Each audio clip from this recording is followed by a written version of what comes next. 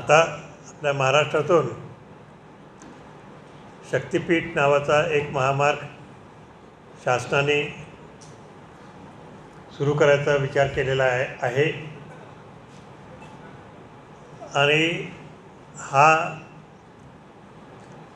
महामार्ग नागपूर ते गोवा असं जातो आहे 805 किलोमीटर आणि त्यासाठी 27,000 हेक्टर शेतकऱ्यांची जमीन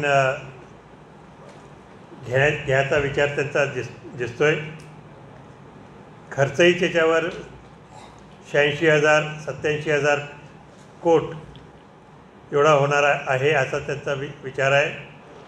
आणि पण प्रश्न हा आपल्या सर्वांच्या पुढे आहे की या महामार्गाची आवश्यकता काय।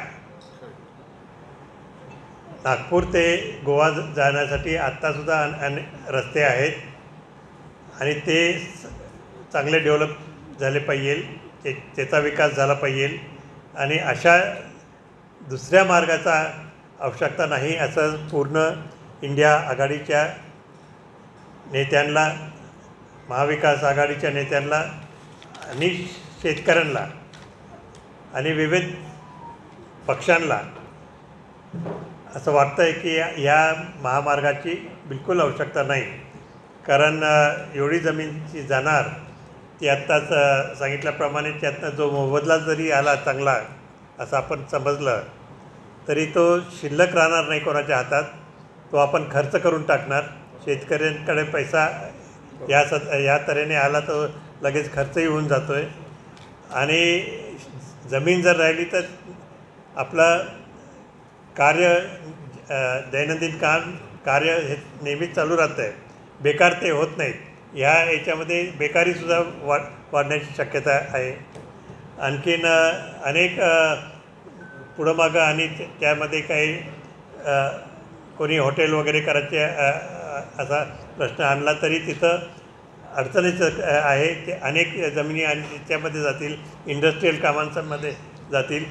इंडस्ट्रीयल झोन्स आपले आता तयार आहेतच आहेत, त्यामध्येच इंडस्ट्री अजून चांगली चालली पाहिजे असा दृष्टिकोन सगळ्यांनी ठेवला पाहिजे। म्हणूनच शेतकरी आणि महाविकास आघाडी या सर्वांनी मिळून हे ठरवलं आहे की 18 जूनला एक मोर्चा काढून या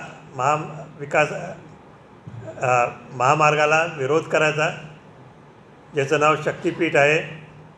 त्याचं नावसुद्धा का दिलं हे साधारण समजत नाही, तरी शक्ती कोणाची वाढणार असा मोठा प्रश्न आत्ताच निर्माण झालेला आहे। जनतेची शक्ती जर वाढणार नसतील तर हा महामार्ग कशासाठी, हा मोठा प्रश्न आहे।